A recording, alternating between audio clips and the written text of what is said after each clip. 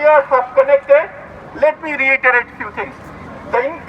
This increased attack is not happening accidentally, right? It's not coming out of the blue.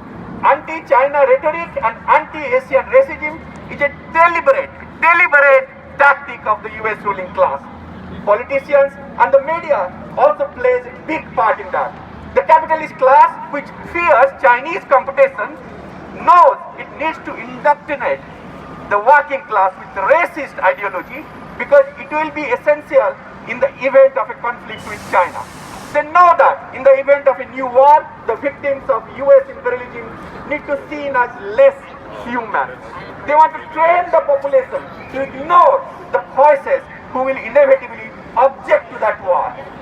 US has a long tradition of people objecting to the wars, imperialist wars. We need to understand the current wave of anti-China propaganda is not accidentally created hatred towards Asian people, but are deliberately doing so.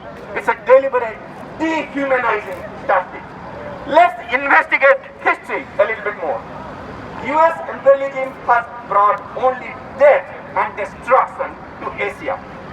It happened in the Philippines, happened in Korea, Vietnam, Afghanistan, Iraq, Syria. Each of these wars abroad was coupled with heightened racism here in the US. The mind-boggling magnitude of the violence against Asia is kept hidden with nomenclature, just by using different nomenclature. When US bombs fall on the Middle East, if you read New York Times, it falls on the Middle East, it actually falls on West Asia. With all the imperialist rhetoric designed to attack and isolate countries like Iraq, Yemen, Iran, and Afghanistan, we forget that the so-called Middle East is really part of Asia, West Asia.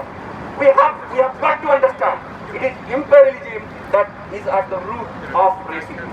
To properly contextualize this problem, it is crucial to understand the evolving global conflict and the feedback loop between the looming conflict with China and the spread of racist ideas.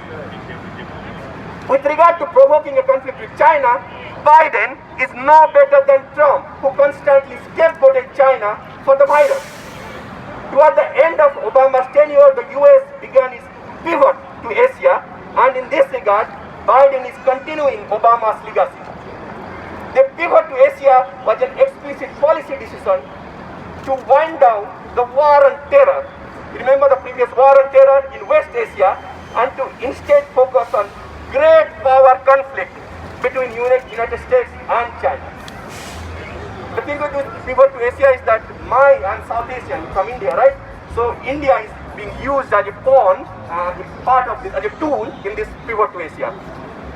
This conflict exists at its core because US imperialism cannot tolerate the existence of another superpower and the restoration of a multipolar world in which US hegemony is challenged. The ruling class warmongering abroad leading to a full-fledged racism here is not new. Again, remember the war on terror by George Bush. Not only Muslims of West Asia and South Asia that were targeted, tortured, and assassinated, but Sikhs too. Punjabi Sikhs too. Just because they wear turbans. There was even a massacre of Sikhs. How many remember that? Who are mostly South Asian.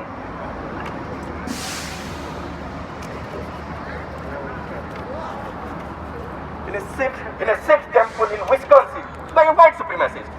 Yeah. There is no rationality. Racism is not a rational system. There is no rationality to racist violence. Okay. You might be confused with someone else, but you are categorized essentially as the other Asian. We must fight against racism. To fight the drive to war, and a war that could kill thousands of people, thousands of soldiers. A war which will only benefit the wealthy in this country. We have nothing to gain from war. So, let me have a few chants, and I think we are expecting another speaker very soon. Down with the US war machine, and you say from China, Korea to the Philippines, you know that. Down with the US war machine, from China to the Philippines. Down with the US war machine, from China, Korea to the Philippines.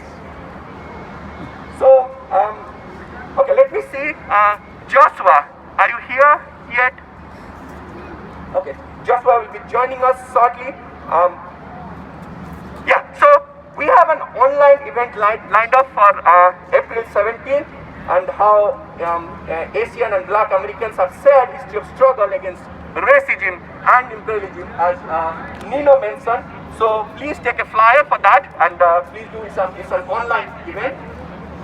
And how we can draw this radical history of international solidarity, right? And we fight together, eradicate racism and imperialism. So please do definitely check out the flyer, because that is the ruling class also knows how to basically pit communities against each other without telling them the actual history. The same as it is doing outside in the Pivot to Asia, pitting one Asian country against other. So thanks again for coming here today.